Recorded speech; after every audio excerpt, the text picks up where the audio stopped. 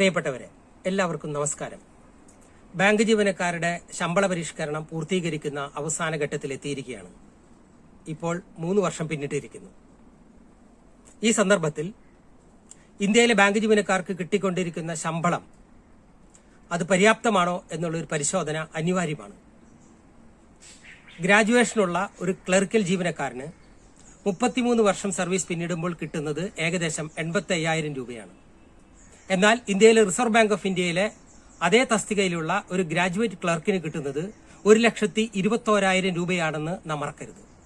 കേരളത്തിലെ സഹകരണ ബാങ്കിലെ ജീവനക്കാർക്കും ഏകദേശം 95,000 രൂപ കിട്ടുമ്പോൾ മറ്റൊരു ധനകാര്യ സ്ഥാപനമായ LIC ഓഫ് ഇന്ത്യയിലെ ജീവനക്കാരന് കിട്ടുന്നത് 96,000 രൂപയിലധികം വരും. ഇവിടെ ഈ താരതമ്യത്തിൽ നിന്ന് വ്യക്തമാണ് ഇന്ത്യയിലെ ബാങ്ക് ജീവനക്കാർക്ക് നിലവിൽ വളരെ കുറവാണ് കിട്ടിക്കൊണ്ടിരിക്കുന്നത്. മറ്റ് ധനകാര്യ മേഖലയിലെ ജീവനക്കാർ മാത്രമല്ല, ഇതര മേഖലയിൽ പരിശോധിച്ചാലും നമ്മുടെ ശമ്പളം തുലവും കുറവാണ്. ഈ സന്ദർഭത്തിൽ ഇപ്പോൾ വരാനിരിക്കുന്ന കരാറിൽ അതിനേക്കാളും അപകടം വരുന്ന മറ്റൊരു സംഗതി ബേസിക് പേയിൽ അടിസ്ഥാന ശമ്പളത്തിൽ കാര്യമായി വർധനവില്ല എന്നുള്ളതാണ്. 2.5% എന്നാണ് IBAയുടെ ഓഫർ. അങ്ങനെയാണ് കരാർ ഉണ്ടാകാൻ പോകുന്നത് എന്ന് മനസ്സിലാക്കുന്നു. ഏത് കരാറിന്റെയും ഏറ്റവും അടിസ്ഥാന ശമ്പളത്തിലെ വർധനവാണ്. അതാണ് നമ്മുടെ എല്ലാ അലവൻസുകളെയും നിയന്ത്രിക്കുന്നത്. നമ്മുടെ റിട്ടയർമെന്റ് ബെനിഫിറ്റ്സ്, പെൻഷൻ മാത്രമല്ല, അടുത്ത കരാറിലേക്കും അടിസ്ഥാനപ്പെടുത്തുന്നത് ഈ കരാറായിരിക്കും. അപ്പോൾ ബേസിക് പേയിൽ അടിസ്ഥാന ശമ്പളത്തിലുള്ള ഈ കുറവ് പതിറ്റാണ്ടുകളോളം ഓരോ ബാങ്ക് ജീവനക്കാരനെയും ബാധിക്കാൻ പോവുകയാണ്. എന്തുകൊണ്ടാണ് ഇത്ര കുറവ്? കഴിഞ്ഞ കരാർ സമയത്ത് അത് 2%. അപ്പോൾ തന്നെ UFBU ഒറ്റക്കെട്ടായി പറഞ്ഞു, അപ്പോൾ തന്നിരിക്കുന്ന 7.75 സ്പെഷ്യൽ അലവൻസ് ഈ 11ാം കരാറിലാകുമ്പോൾ ബേസിക് പേയിൽ മെർജ് ചെയ്യണം. ഇന്ത്യൻ ബാങ്ക്സ് അസോസിയേഷൻ ഒരു ഘട്ടം വരെ അത് പറയുകയും ഭാഗികമായി ചെയ്യാമെന്ന് സമ്മതിക്കുകയും ചെയ്തതാണ്. എന്നാൽ ജൂലൈ 22 MOയിൽ അവർ മലക്കം മറിഞ്ഞു. പറഞ്ഞ ന്യായം കോടതിയുടെ പരിഗണനയിലിരിക്കുകയാണ്, വിഷയം സബ് ജുഡീസ് ആണ്. സുഹൃത്തുക്കൾ ശ്രദ്ധിക്കൂ, അതേ IBA തന്നെ 7.75 നിന്നും 16.4% വർദ്ധിപ്പിക്കാം എന്ന് സമ്മതിച്ചിരിക്കുന്നു ഇപ്പോൾ. അപ്പോൾ സബ് ജുഡീസ് അല്ലേ? കോടതിയിലെ പരിഗണനയിലല്ലേ? ഇതാണ് IBAയുടെ ഇരട്ടത്താപ്പ്. ബേസിക് പേയിലേക്ക് മെർജ് ചെയ്യാതിരിക്കുന്നതിന് വേണ്ടി അവർ നമ്മളെ വഞ്ചിക്കുകയാണ്. IBAയുടെ ഈ വഞ്ചന ഓരോ ബാങ്ക് ജീവനക്കാരനും തിരിച്ചറിയണം. തീർന്നില്ല. ഇന്ത്യയിലെ ബാങ്ക് മുതലാളിമാരുടെ സംഘടനയായ IBAയും അതിനെ നിയന്ത്രിക്കുന്ന കേന്ദ്ര സർക്കാരും മുതലാളിത്ത ഭരണകൂടവും ഇങ്ങനെ പെരുമാറിയില്ലെങ്കിലേ അത്ഭുതമുള്ളൂ. തൊഴിലാളിക്ക് കൂടുതൽ കൊടുക്കരുത് എന്നുള്ളതാണ് അവരുടെ ന്യായം. ഈ സന്ദർഭത്തിൽ IBAയുടെ ഈ വഞ്ചനാപരമായ സമീപനത്തെ കരാർ ചർച്ചയ്ക്ക് പോകുന്ന ബാങ്ക് ജീവനക്കാരുടെ സംഘടനകൾ എങ്ങനെ നോക്കിക്കണ്ടു എന്നറിയാൻ നമുക്ക് ജിജ്ഞാസയുണ്ട്. അവർ അതിനെ എതിർത്തോ ചർച്ചാമേശയിൽ? ഇപ്പോഴും സമയമുണ്ട്. അവർക്ക് പറഞ്ഞൂടെ, സബ് ജുഡീസ് അല്ല പ്രശ്നം, ബേസിക് പേയിലാണ് ഇത് മെർജ് ചെയ്യേണ്ടത് എന്ന വാദഗതി അവർ എന്തുകൊണ്ട് ഉയർത്തുന്നില്ല? വളരെ ഗൗരവമായ ചോദ്യമാണ് സുഹൃത്തുക്കളെ.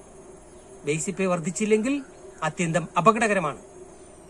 സെൻട്രൽ ഗവൺമെന്റ് സമ്മതിക്കുന്നില്ല എന്നാണ് IBAയുടെ ന്യായം. 2% കഴിഞ്ഞ കരാറിൽ കുറച്ചത് പറഞ്ഞപ്പോൾ കുറച്ചതിന്റെ ന്യായം പറഞ്ഞത് അതാണ്. അസംബന്ധം. ആ കാലഘട്ടത്തിൽ തന്നെ LIC ഓഫ് ഇന്ത്യയിൽ മൊത്തം വർധനവ് 20% ഉണ്ടായപ്പോൾ അതിൽ സിംഹഭാഗവും 15% ബേസിക് പേയിലാണ് വർധനവ് നടത്തിയത്. എന്തേ? അത് കേന്ദ്ര സർക്കാരിന്റെ കീഴിലല്ലേ? ഇപ്പോൾ എണ്ണ കമ്പനികളിലെ ജീവനക്കാരുടെയും ഓഫീസർമാരുടെയും ശമ്പള കരാർ പൂർത്തീകരിച്ചു. അവർക്കും ബേസിക് പേയിലെ വർധനവ് 15%. പിന്നെ നമ്മോട് മാത്രം എന്താ ചിറ്റമ്മ നയം? ഇത് ചോദ്യം ചെയ്യണ്ടേ?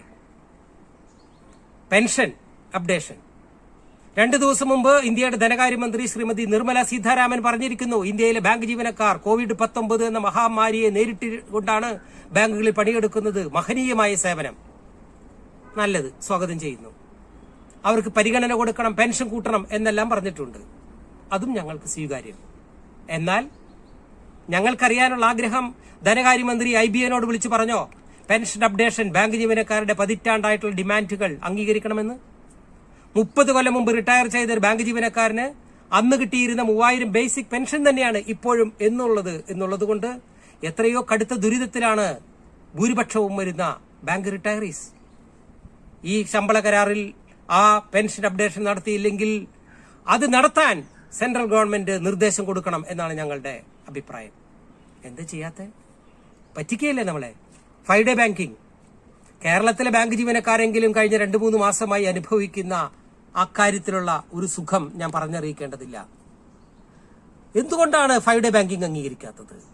മറ്റ് സംസ്ഥാനങ്ങളിൽ അതിപ്പോഴും നടപ്പിലാക്കിയിട്ടൊന്നുമില്ല കേട്ടോ. പക്ഷേ റിസർവ് ബാങ്ക് ഓഫ് ഇന്ത്യയിലും കേന്ദ്ര സർക്കാർ ജീവനക്കാർക്കും പല സംസ്ഥാന ഗവൺമെന്റുകൾക്കും ബാധകമായിരിക്കുന്ന 5 ഡേ ബാങ്കിങ്, 5 ഡേ സിസ്റ്റം എന്തുകൊണ്ട് ബാങ്കുകളിൽ വരുന്നില്ല? ജനറൽ ഇൻഷുറൻസിൽ എന്തിന് സ്റ്റോക്ക് എക്സ്ചേഞ്ച് പോലും 5 ദിവസമല്ലേ വർക്ക് ചെയ്യുന്നുള്ളൂ? അന്താരാഷ്ട്ര തലത്തിലുള്ള ധനകാര്യ സ്ഥാപനങ്ങളെല്ലാം അങ്ങനെയാണെന്നിരിക്കെ ഇത് നിഷേധിക്കുന്നത് അത്യന്തം തൊഴിലാളി വിരുദ്ധമാണ്. അത് ഈ കരാറിന്റെ ഭാഗമായി ഉൾക്കൊള്ളിക്കണം എന്ന് വീണ്ടും ആവശ്യപ്പെടുകയാണ്. PLI, പെർഫോമൻസ് ലിങ്ക്ഡ് ഇൻസെന്റീവ്, അതെന്തിന്റെ തുടക്ക? നിങ്ങൾക്ക് ബേസിക് പേ ഒന്നും ഞങ്ങൾക്ക് കൂട്ടാൻ പറ്റില്ല, പക്ഷെ ലാഭം ഉണ്ടാക്കണമെങ്കിൽ കുറച്ചധികം തരാം എന്ന വാദഗതി IB ഉന്നയിക്കുന്നത് ആർക്കു വേണ്ടിയാണ് സുഹൃത്തുക്കളെ? Divide and rule. ബാങ്ക് ജീവനക്കാരുടെ സംഘടിത പ്രസ്ഥാനത്തെ തകർക്കണം. അവരുടെ ഐക്യവും അവർക്ക് ഉണ്ടാക്കിക്കൊണ്ടിരിക്കുന്ന നമ്മുടെ അതിവിപുലമായ ഐക്യത്തിൽ വിള്ളലുണ്ടാക്കണം. അനൈക്യവും അസ്വസ്ഥതയും പടർത്തണം. ഒറ്റയ്ക്കൊറ്റയ്ക്ക് ബാങ്ക് ജീവനക്കാരെ മാറ്റി നിർത്താൻ വേണ്ടി. PLIയിൽ ഇതൊതുങ്ങൂല. അവരുടെ ലക്ഷ്യം C2C ആണ്, കോസ്റ്റ് ടു കമ്പനി. ഇന്ത്യയിലെയും വിദേശത്തെയും ബഹിരാഷ്ട്ര കുത്തകകൾ നടപ്പിലാക്കിയിരിക്കുന്ന കോസ്റ്റ് ടു കമ്പനി എന്ന് പറഞ്ഞാൽ ഹയർ ആൻഡ് ഫയർ. കൂടുതൽ പണിയെടുത്താൽ കൂടുതൽ കിട്ടും, കുറച്ച് പണിയെടുത്താലോ കുറച്ച് കിട്ടുള്ളൂ എന്ന് മാത്രമല്ല, വേണമെങ്കിൽ പിരിച്ചുവിടാം. ഇതാണ് സംഘടിത ട്രേഡ് യൂണിയനുകൾക്ക് നേരെയുള്ള വലിയ ഭീഷണി. എന്താ നോക്കൂ ബാങ്ക് ജീവനക്കാരുടെ സ്ഥിതി. COVID-19 മാത്രമല്ല നേരിട്ടത്, കറൻസി നിരോധന സമയത്ത് രാവും പകലും ബാങ്കുകളിൽ തന്നെ കഴിച്ചുകൂട്ടിയ ബാങ്ക് ജീവനക്കാർ 15ഓളം ബാങ്ക് ജീവനക്കാർ രക്തസാക്ഷികളായി.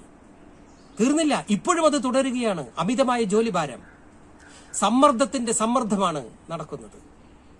Staff shortage. അങ്ങനെ കടുത്ത സമ്മർദ്ദത്തിനിടയിൽ ബാങ്ക് ഓഫീസർമാർക്ക് അവരുടെ സാമൂഹ്യ ജീവിതവും കുടുംബജീവിതവും തന്നെ നഷ്ടപ്പെടുന്നു. എത്രയോ പേർ ആത്മഹത്യ ചെയ്തു.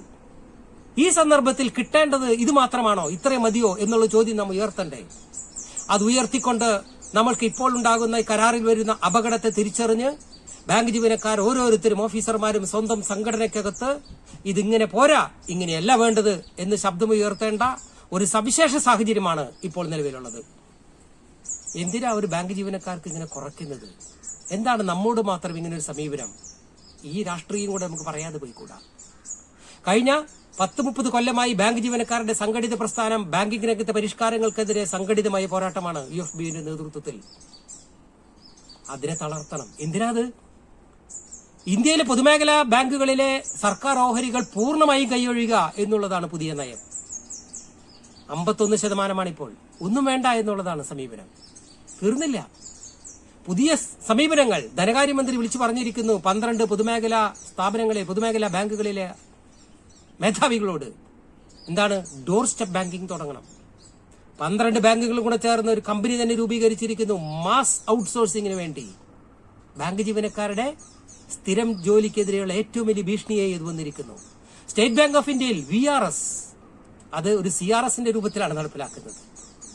എല്ലാ ബാങ്കുകളിലും വ്യാപിപ്പിക്കാൻ പോവുകയാണ്. ഇങ്ങനെ സ്ഥിരമായി വന്നിരിക്കുന്ന ബാങ്ക് ജീവനക്കാരുടെ സ്ഥിരം ജോലിയെ നഷ്ടപ്പെടുത്തിക്കൊണ്ട് ഔട്ട്സോഴ്സിംഗിലേക്ക് പോകുകയും പൊതുമേഖലാ ബാങ്കുകളെ സ്വകാര്യവൽക്കരിക്കുന്നതിനെതിരെയുള്ള വമ്പിച്ച പ്രക്ഷോഭം നടത്തേണ്ട സമരൈക്യ പ്രസ്ഥാനം നമ്മുടെ ജീവനക്കാർക്ക് കിട്ടേണ്ട ആനുകൂല്യങ്ങൾ പോലും നേടിയെടുക്കാൻ കഴിയാതെ പോയാൽ അത് ജീവനക്കാരുടെ ഇടയിൽ അസംതൃപ്തി പടരും. അത് ട്രേഡ് യൂണിയനുകളോടും നേതൃത്വത്തോടുമുള്ള അകൽച്ചയായി വരും. അജിരേണ സംഘടിത പ്രസ്ഥാനം നടത്തേണ്ട വലിയ പോരാട്ടങ്ങൾക്ക് അത് പ്രഹരമേൽപ്പിക്കും. അതാണ് ഗവൺമെന്റിന്റെ ലക്ഷ്യം. അതിന് കൂട്ടുനിൽക്കണോ സംഘടനകൾ? കൂട്ടുനിൽക്കരുത് എന്നാണ് നമ്മുടെ ഡിമാൻഡ്. അതുകൊണ്ട് ശബ്ദമുയർത്തണം, അഭിപ്രായ രൂപീകരണം നടത്തണം. വിമർശനം ഉന്നയിക്കേണ്ടത് സമയോചിതമായി ഉയർത്താൻ ഓരോ ബാങ്ക് ജീവനക്കാരനും ഓഫീസർക്കും ഉത്തരവാദിത്തമുണ്ട് എന്ന് വളരെ എളിമയോടെ ഞാൻ ഓർമ്മപ്പെടുത്തുന്നു. ലോകപ്രസിദ്ധനായ, ലോകം ഇതുവരെ കണ്ട ഏറ്റവും പ്രഗത്ഭനായ ശാസ്ത്രജ്ഞൻ ആൽബർട്ട് ഐൻസ്റ്റീന്റെ അതിപ്രശസ്തമായ ഒരു വാചകം എനിക്ക് ഓർമ്മ വരുന്നു. Unthinkable respect to authorities means it is the enemy of the truth. നമ്മൾ അധികാരി വർഗത്തോട് കൂട്ടുനിന്ന് അവർക്ക് കീഴടങ്ങിയാൽ അത് സത്യത്തിന്റെ ശത്രുവായി മാറും. സത്യം പുറത്തു വരില്ല. സത്യത്തെ പുറത്തു കൊണ്ടുവന്ന് ഈ കഷ്ടപ്പെടുന്ന ബാങ്ക് ജീവനക്കാരും ഓഫീസർമാരും തങ്ങൾക്ക് കിട്ടേണ്ട ആനുകൂല്യങ്ങളെ നിലനിർത്തിക്കൊണ്ട് കൂടുതൽ വാങ്ങിക്കേണ്ട ഒരു സവിശേഷ സാഹചര്യമാണെന്ന് ഓർമ്മപ്പെടുത്തിക്കൊണ്ട് അതിനായി ഓരോ ജീവനക്കാരനും തയ്യാറാകണം, പ്രക്ഷോഭമുയർത്തണം എന്ന് വളരെ വിനയത്തോടെ അഭ്യർത്ഥിച്ചുകൊണ്ട് ഞാൻ നിർത്തുന്നു. എല്ലാവർക്കും നന്ദി.